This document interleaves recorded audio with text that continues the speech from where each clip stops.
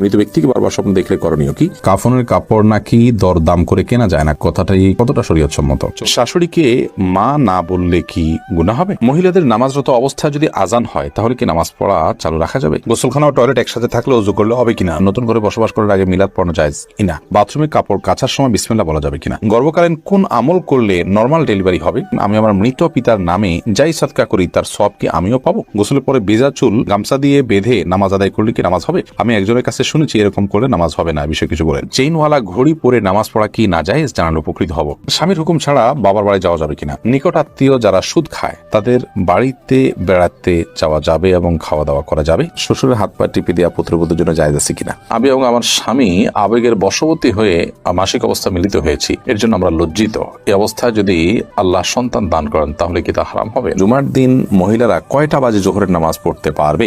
নামাজে আমরা যে নিয়ত করি সেটাকে ঠিক নামাইতে অনুসাল্লি আল্লাহ তাআলা পরিহিত কাপড় দিয়ে মুখ মুছলে নাকি দারিদ্র আসে, এটা কতটুকু সত্যি? আমি মাঝে মাঝে ফরজ নামাজের সময় দ্বিতীয় বৈঠকে তাশাহুদের সাথে দুরূদ পড়ে ফেলি, এরকম করে কি সেজদা দিতে হবে? যখন সুদ সম্পর্কে ধারণা ছিল না তখন ব্যাংকে কিছু টাকা রাখা ছিল, এখন সুদের অংশ কি করা উচিত? ঋণগ্রস্ত আত্মীয়কে দেওয়া যাবে কিনা? কোনো ঘরে প্রাণীর ছবি থাকলে নামাজ হয় না, বিকল্প ব্যবস্থা না থাকলে কি করবো? মাহরামদের সামনে গেঞ্জি পরা জায়েজ হবে কিনা? মাহরামদের সামনে পর্দা করে দিই কতটুকু?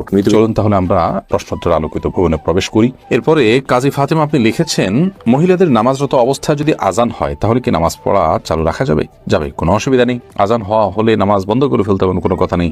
আপনি নামাজ পড়ছেন, ইতিমধ্যে আজান শুরু হয়ে গেছে, আজান মুয়াজ্জিন সাহেব দিতে থাকুক, এদিকে আপনার নামাজ আপনি কন্টিনিউ করতে থাকেন, কোনো সমস্যা নেই।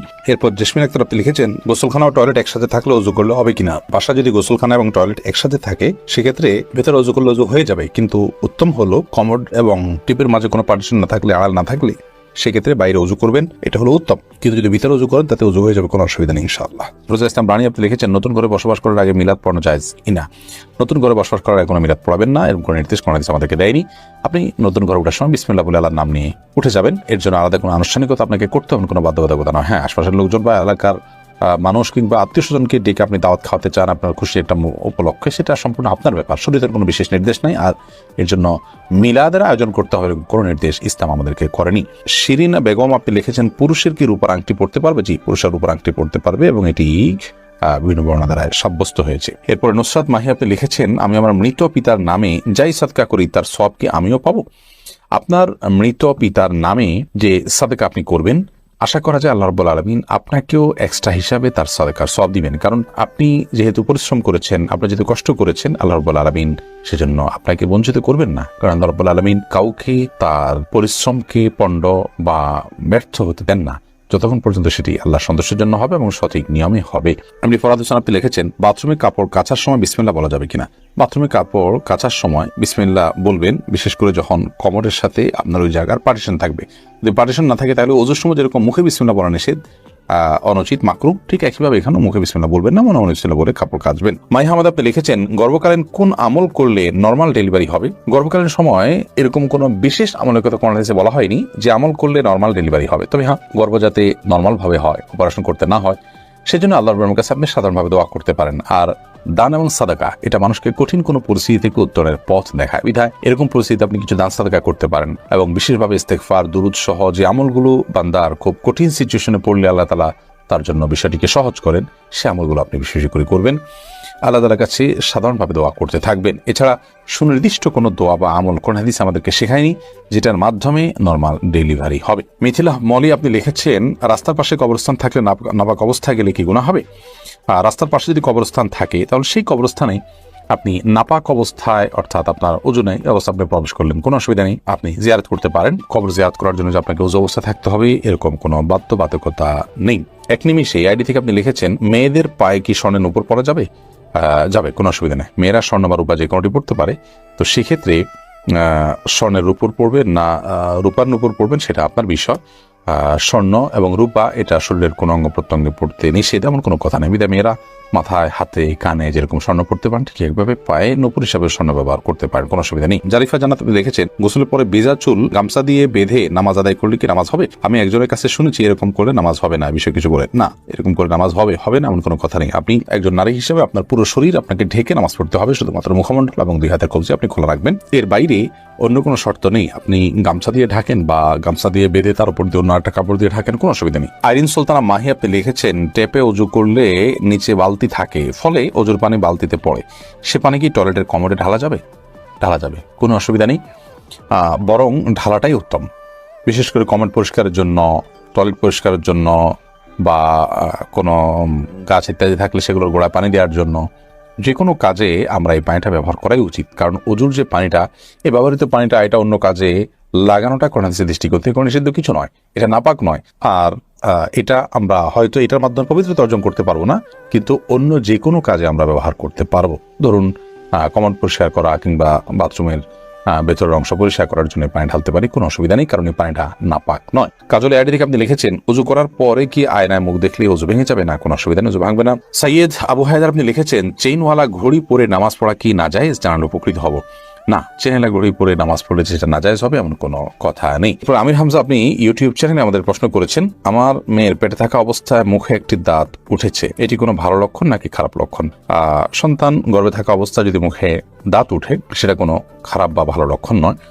এটার ডাক্তারি কোনো ব্যাখ্যা আছে কিনা সে ব্যাখ্যা আপনি জানার চেষ্টা করবেন। এর বাইরে এটাকে অন্তত কুলক্ষণ মনে করার কোনো সুযোগ নেই, কারণ ইসলাম আসলে কোনো কুলক্ষণে বিশ্বাস করে না। এরপরে মার্জিয়া শেলি আপনি লিখেছেন নিকট আত্মীয় যারা সুদ খায় তাদের বাড়িতে বেড়াতে যাওয়া যাবে এবং খাওয়া দাওয়া করা যাবে। নিকট আত্মীয় যারা সুদের সাথে জড়িত তারা তো হারামের সাথে লিপ্ত, আল্লাহ তাআলা মাফ করুন। এই সুদের সাথে জড়িত হলে, হারামের সাথে যদি লিপ্ত থাকে, তাদের উপার্জন শুধুই হারাম হয়, তাহলে সেক্ষেত্রে তাদের বাড়িতে যেতে পারেন, কিন্তু তাদের খাওয়া দাওয়াটাকে কৌশল আপনি অ্যাভয়েড করবেন। আর যদি তাদের অন্য হালাল উপার্জন থাকে তাহলে সেক্ষেত্রে হালাল উপার্জন পরিমাণ বেশি থাকলে আপনি সেখানে খেতে পারেন। আর যদি হারাম উপার্জন পরিমাণ বেশি থাকে, হালাল উপার্জন পরিমাণ কম থাকে, তাহলে খাবেন না। আর যদি তিনি সুনির্দিষ্ট করে হালাল উপার্জন থেকেই দিয়েছেন আপনি জানেন, তাহলে সেক্ষেত্রে সেটা অবশ্যই খেতে পারেন। সাবির ইয়াসমিন জানাত আপনি লিখেছেন স্বামীর হুকুম ছাড়া বাবার বাড়ি যাওয়া যাবে কিনা? আপনি যেহেতু স্বামীর সংসারে থাকেন, অতএব তার সুবিধা অসুবিধা, তার প্রয়োজন ইত্যাদি বিষয় থাকতে পারে, সেই কারণে তাকে আপনি বলে যাবেন। কিন্তু স্বামী আপনাকে আপনার বাবার বাড়ি যাওয়া থেকে বঞ্চিত করে রাখবেন, যেতে দিবেন না, আটকে রাখবেন এবং তার খেয়াল খুশি মতো সে আপনাকে আপনার বাবা মার সাথে সাক্ষাৎ করা থেকে বিরত রাখবেন, সে অধিকার কিন্তু তার নাই। সেটা যদি তিনি করেন তাহলে তিনি অন্যায় করছেন। তবে হ্যাঁ, অবশ্যই আপনি চেইন অফ কমান্ড, একটি ফ্যামিলির পারস্পরিক যে বোঝাপড়া সেটা যেন ভালো তার জন্য আপনি বলে যাবেন, এবং এই বলে যাওয়ার মধ্যে ভদ্রতা, এই বলে যাওয়ার মধ্যে নিজেদের বোঝাপড়া যে আছে সেটির প্রমাণ হয়। বিধায় এটাকে দোষণীয় মনে করা যে আমি তাহলে কি বন্দী হয়ে গেলাম, এরকমটি মনে করার কোনো কারণ নেই। শরীফ শাহরি আপনি লিখেছেন অজু ছাড়া কি জিকির করা যাবে? যাবে, জিকির করার জন্য অজু করার শর্ত নয়। এমডি আবুল কালাম আপনি লিখেছেন মহর পরিশোধের আগে স্ত্রী যদি মারা যায় তখন স্বামী কিভাবে মহর পরিশোধ করবে? তার পক্ষ থেকে দান সদকা করে দিবেন, কিন্তু উচিত হলো জীবদ্দশাতেই মহর পরিশোধ করা। আয়েশা সিদ্দিকা আপনি ইসলাম প্রশ্নদের পেজে প্রশ্ন করেছেন মহিলাদের জন্য সব জায়গায় নামাজের ব্যবস্থা থাকে না, অনেক সময় এই কারণে নামাজ কাজা হয়ে যায়, এই জন্য কি বাড়ি থেকে বের হওয়ার আগে অগ্রিম নামাজ পড়ে বের হতে পারবো? না, অগ্রিম বের নামাজ পড়ার কোনো সুযোগ নেই, নামাজ ওয়াক্ত মতো পড়তে হবে। ইন্না সলাতা কানাত আলাল মুমিনিনা কিতাবাম মাওকুতা, নিশ্চয়ই নামাজ ইমানদারদের জন্য নির্দিষ্ট সময় পড়াটা আবশ্যক করা হয়েছে, বিধায় সময় মতো আপনাকে নামাজ পড়তে হবে। বাড়ি থেকে বের হওয়ার আগে আপনাকে অগ্রিম নামাজ পড়ার কোনো সুযোগ নেই। তবে হ্যাঁ, যেখানে যাচ্ছেন সেখানে নামাজের ব্যবস্থা যদি না থাকে আপনি ব্যবস্থা করে নেবেন, প্রয়োজনে রাস্তার এক পাশে দাঁড়িয়ে যাবেন, কোন একটা ফাঁক ফোকর আপনি দাঁড়িয়ে যাবেন, কিন্তু আপনাকে অবশ্যই নামাজ পড়তে হবে সময় মতো। এরপরে কবির হোসেন আপনি লিখেছেন শাশুড়িকে মা না বললে কি গুনাহ হবে যদি তিনি কষ্ট পান? শাশুড়িকে মা বললে তো গুনাহ হবে না, কারণ এটা তো আপনি জন্মদাতা গর্ভধারণকারী মা হিসাবে তাকে আপনি মা সম্বোধন করছেন, এটা সম্মানসূচকভাবে মা হিসাবে আপনি তাকে আখ্যায়িত করছেন। কারণ আপনি আপনার মায়ের নাম যেখানে সেখানে লিখতে হয় সেখানে শাশুড়ির নাম কোথাও লেখেন না, তার মানে আপনি তাকে আপনার গর্ভধারণকারী মা হিসাবে স্বীকৃতি দিচ্ছেন না, বিধায় তাকে মা বলাতে কোনো অসুবিধা নেই। বললে তিনি কষ্ট পান তাহলে সেক্ষেত্রে এরকম তো আর কথা নয়। যদি এরকম হয় তাহলে সেক্ষেত্রে আপনি বলবেন না। আপনি লিখেছেন প্রশ্নে শাশুড়িকে মা না বললে কি গুনাহ হবে? না বললে তো কোনো গুনাহ হবে না। আপনি প্রশ্ন করার কথা যে মা বললে কি গুনাহ হবে কিনা, না বললে তো গুনার কিছু না। আপনি শাশুড়িকে আন্টি বলেন বা অন্য কিছু বলেন, তাতে কোনো অসুবিধা নেই। সাউদা উম্মে হাবিবা আইরিন আপনি লিখেছেন, জুমার দিন মহিলারা কয়টা বাজে জোহরের নামাজ পড়তে পারবে?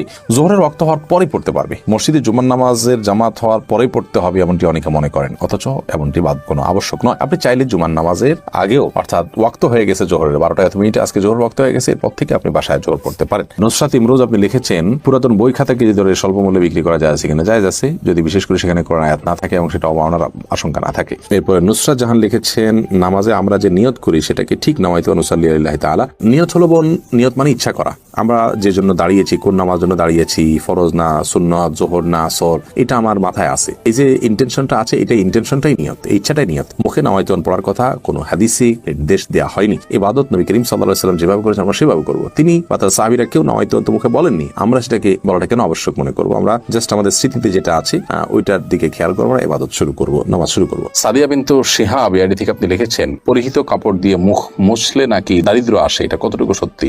নিজের পরনে থাকা কাপড়, এটা দিয়ে মুখ মুছুক, শরীরে অন্য কিছু মুছুক, এটার কারণে কোনো দারিদ্র ইত্যাদি আসবে যদি কেউ মনে করেন, তাহলে সেটা নিছকই একটা মন গড়া কথা, এর কোনো ভিত্তি কোনো হাদিসে নেই। এবং কুসংস্কারের জন্য এই ধরনের বিষয় একজন মুসলমান কখনো ধারণ করতে পারেন না। পরনে থাকা কাপড় যদি পাক থাকে, সেটা দিয়ে আপনি মুখ, হাত, শরীরে যে কোনো অঙ্গ মুছতে পারেন, কোনো অসুবিধা নেই। ওসমান মোল্লা আপনি লিখেছেন, আমি মাঝে মাঝে ফরজ নামাজের সময় দ্বিতীয় বৈঠকে তাশাহুদের সাথে দুরূদ পড়ে ফেলি, এরকম করে কি সিজদা দিতে হবে? হানাফি মাযহাব অনুযায়ী আল্লাহুম্মা সাল্লি আলা মুহাম্মদ পর্যন্ত পড়ে ফেললে আপনি সিজদা সাহু দিবেন, যেহেতু বিভিন্ন বর্ণনায় দ্বিতীয় রাকাতে বৈঠকের পর দ্রুততার সাথে দাঁড়িয়ে যাওয়ার নির্দেশ রয়েছে। সেই নির্দেশ লঙ্ঘন হয়েছে বা বিলম্ব হয়েছে, সেজন্য আপনি সিজদায়ে সাহু দিবেন। যদিও অন্যান্য ফিকহের উলামায়ে কেরাম, যেমন হাম্বলি ফিকহের উলামায়ে কেরাম এখানে সিজদা সাহুর কথা বলেন না। সৌদি আরব প্রচলিত উলামায়ে কেরাম আছেন বা বর্তমান যে উলামায়ে কেরাম আছেন, তারা সিজদা সাহু দেওয়া লাগবে না বলেন, তবে হানাফি মাযহাব অনুযায়ী সিজদা সাহু দিতে হবে। হুমায়রা তাসনিম আপনি লিখেছেন, যখন সুদ সম্পর্কে ধারণা ছিল না তখন ব্যাংকে কিছু টাকা রাখা ছিল, এখন সুদের অংশ কি করা উচিত? ঋণগ্রস্ত আত্মীয়কে দেওয়া যাবে কিনা? হ্যাঁ, দিতে পারেন। ঋণগ্রস্ত আত্মীয়কে ঋণ পরিশোধের জন্য ওই সুদের টাকাগুলো দান করে দিতে পারেন, এবং নিজের অজান্তে হয়ে থাকলেও আল্লাহর কাছে তওবা এবং ইস্তিগফার করবেন, আল্লাহ যেন মাফ করে দেন। ফাহমিদা মৌ আপনি লিখেছেন, আমি এবং আমার স্বামী আবেগের বশবর্তী হয়ে মাসিক অবস্থা মিলিত হয়েছি, এর জন্য আমরা লজ্জিত।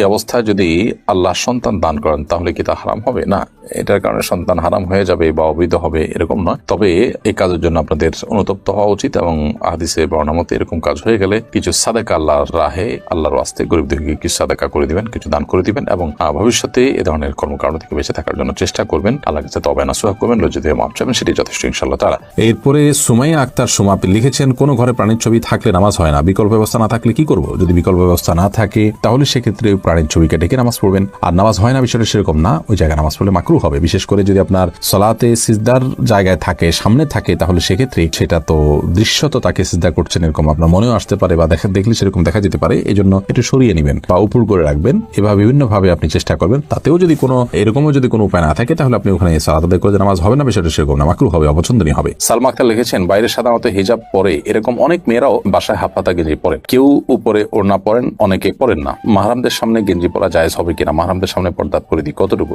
মাহরামদের সামনে যদি কেউ গেঞ্জি পরে চলেন তো আক্ষরিক অর্থে পর্দা হয়ে গেল, এটি শালীন পোশাকের অন্তর্ভুক্ত নয়। কারণ শরীরের অন্য অঙ্গ প্রত্যঙ্গ যেগুলো ফুটে উঠবে সেগুলো নানাবিধ ফিতনার কারণ হবে, যার কারণে এখানে এটি করা উচিত নয়। দ্বিতীয়ত, মুসলিম মেয়েদের যে শালীন সুন্দর পোশাক এবং পোশাক পরিচ্ছদের যে নীতিমালা রয়েছে সেটা আমাদের অনুসরণ করা উচিত। ফাসেক এবং কাফের মেয়েরা তারা তাদের যে লাইফস্টাইল থাকে সেই লাইফস্টাইল অনুসরণ, ভালো মন্দ বিচার বিশ্লেষণ ছাড়াই তাদের অনুসরণ অনুকরণ থেকে আমাদের বেঁচে থাকা দরকার। সেই জায়গা থেকে মুসলিম নারীরা একান্ত ঘরোয়া পরিবেশেও এই ধরনের পোশাক আশাক, বিশেষ করে মাহরাম ছেলে, আপনার বাবা, ভাই, তাদের সামনে পরা থেকে বিরত থাকা উচিত। আর যদি পরে না একান্তে, তাহলে সেগুলোর উপরে অন্য কোনো কাপড় চোপড় পরা উচিত। হ্যাঁ, স্বামী আছেন একান্তে বা অন্য কোনো লোক নাই, তখন তিনি পড়তে পারেন। তারপরও যে ফাসিক এবং কাফের মেয়েদের সাথে সাদৃশ্য গ্রহণ থেকে যথাসম্ভব বিরত থাকা উচিত। কারণ আমরা জানি নবী সাল্লাল্লাহু আলাইহি ওয়াসাল্লাম সেই প্রসিদ্ধ হাদিস, মান তাশাব্বাহা বিকওমিন ফাহুয়া মিনহুম, যে ব্যক্তি কোনো জাতির সাদৃশ্য গ্রহণ করে সে তাদের অন্তর্ভুক্ত হয়। হাসান মিরান আপনি লিখেছেন, জানাজা শুরু হয়ে যাচ্ছে, ওযু করতে গেলে নামাজ শেষ হয়ে যাবে, এই মুহূর্তে ওযু না থাকলে করণীয় কি? জানাজা যদি ওযু করতে গেলে আর পাওয়া যাবে না এরকম হয়, তাহলে তায়াম্মুম করে জানাজা পড়া যাবে। আর যদি ওযু করে আপনি জানাজা পাবেন মনে হয়, তাহলে সেক্ষেত্রে ওযু করে আপনি জানাজা পড়বেন। নাজমা আক্তার সাথে আপনি লিখেছেন, মৃত ব্যক্তি বারবার স্বপ্নে দেখলে, মৃত ব্যক্তিকে বারবার স্বপ্নে দেখলে করণীয় কি? যদি মনে হয় তিনি কষ্টে আছেন, তার পক্ষ থেকে ক্ষমা প্রার্থনা করবেন, আল্লাহর কাছে ইস্তেগফার করবেন, গরিব দুঃখীকে খাবার দিবেন, মৃত ব্যক্তির তরফ থেকে যেসব ইবাদত করা যায় সেগুলো করবেন। আর যদি এরকম কোনো কিছু মনে না হয়, তাহলে সেক্ষেত্রে এটার জন্য বিশেষ কোনো কিছু আপনার করার প্রয়োজন নেই। মৃত ব্যক্তিকে দেখলে গরিব দুঃখীকে খাদ্য দিতে হয় বা নির্দিষ্ট কিছু কাজ করতে হয়, এরকমটি আমরা অনেকে মনে করি। এরকম বিশেষ কোনো ফরমেট বা বিশেষ কোনো করণীয় শরীয়ত ঠিক করে দেয়নি, বিধায় এরকমটিকে আমরা সিস্টেম বানিয়ে নেওয়া বা এরকমটিকে শরিয়া নির্দেশিত কোনো কাজ মনে করার কোনো কারণ নেই, বা এরকম মনে করাটা সঠিক হবে না, সেটা ভুল হবে। শরীফুল ইসলাম, আপনি আমাদের ইউটিউব চ্যানেলে প্রশ্ন করেছেন, কাফনের কাপড় নাকি দরদাম করে কেনা যায় না, কথাটাই কতটা শরীয়তসম্মত? এই মাসালা হয়তো কোনো কাফনের কাপড়ের ব্যবসায়ী তার সুবিধার জন্য আবিষ্কার করছে কিনা আল্লাহ আলাম। কারণ হলো এই ধরনের মাসালা থাকলে তো কাফনের কাপড়ের বিক্রেতা যারা তারা লাল হয়ে যাবে, যে কোনো দাম চাইবে, আপনি দাম দরদাম করতে পারবেন না। মূলত এরকম কোনো কথা কোনো দেশে বলা হয়নি। অন্য 10টি জিনিসের মতো কাফনের কাপড়ও আপনি দরদাম করে কিনতে পারবেন, কোনো অসুবিধা নেই। আলী হাসান লিখেছেন, আমি 5 ওয়াক্ত নামাজ পড়ার চেষ্টা করি, কিন্তু মাঝে মধ্যে নামাজের মধ্যে আমার মনোযোগ থাকে না। কি করলে পুরোপুরি মনোযোগ থাকবে দয়া করে জানাবেন। ভাই আলী হাসান, নামাজে মনোযোগ সৃষ্টি করবার জন্য প্রথমত নামাজ আমরা যা বলছি সেগুলোকে বোঝার চেষ্টা করব, অর্থগুলো জানার চেষ্টা করব, সূরা কারাতগুলো, দোয়াগুলোর, এটা আমাদের মনোযোগ সৃষ্টিতে সাহায্য করবে ইনশাআল্লাহ। এর পাশাপাশি নামাজে আমাদের যে সূরা কারাতগুলো পড়ে থাকি আমরা, সেগুলো অর্থ সহকারে বুঝে পাশাপাশি ধীরে ধীরে পড়বো, এবং রুকু, সিজদা, উঠা বসা যত সময় নিয়ে যত ধীরে ধীরে আপনি করবেন তত বেশি ইনশাআল্লাহ বিদিনিল্লাহ আপনার সালাতে মনোযোগিতা সৃষ্টি হবে ইনশাআল্লাহ তাআলা। সালাতে মনোযোগ সৃষ্টি হওয়ার জন্য আর অনেকগুলো উপায় আছে। একটি আর্টিকেল আমাদের অনলাইনে এখনো আছে, নামাজে মনোযোগ সৃষ্টির 33টি উপায়। 33টি উপায়, এটি শেখ বিন বাজ রহমান সৌদি আরবের সাবেক গ্র্যান্ড মুফতি, তার একটা লেখার অনুবাদ আমি করেছি, সেটি আছে সোশ্যাল মিডিয়ায়, দেখে নিতে পারেন। আব্দুল্লাহ আল ইমরান, আপনি লিখেছেন, টেইলার্সের দোকানে অনেক সময় কাস্টমার বাড়তি কাপড় রেখে যায় বা রয়ে যায়, তা কি করা উচিত? আব্দুল্লাহ রহমান, টেইলার্সের দোকানে কাস্টমার যে কাপড় বাড়তি রেখে যায়, সেটা যদি কাস্টমার অল্প স্বল্প হয়, সাধারণত এটা নেয় না মানুষ, ওরফটা এরকম হয়ে যায়, তাহলে সেক্ষেত্রে আপনি রেখে দেওয়াতে কোনো অসুবিধা নেই। আর যদি পরিমাণটা অনেক বড় হয়, তাহলে আপনার উচিত কাস্টমারের কাছ থেকে জানা, জিজ্ঞেস করা, এবং তার দাবি না থাকলে রেখে দেওয়া, আর না হলে তাকে ফেরত দেওয়া। ফাহমিদা আফরিন, ফাহমিদা, আপনি লিখেছেন, শ্বশুরের হাত পা টিপে দেওয়া পুত্রবধূর জন্য জায়েজ আছে কিনা? এটা করা উচিত নয়। কারণ হলো শ্বশুর তার হাত পা যদি পুত্রবধূ টিপেন, তাহলে সেক্ষেত্রে কল্পনার জেনার দুয়ার উন্মুক্ত অন্তত হতে পারে, কমপক্ষে এতটুকু হওয়ার সম্ভাবনা আছে, যার কারণে গুনাহের দ্বার পর্যন্ত বন্ধ করতে হয়, এটাকে সাদ্দু জারায়া বলা হয়।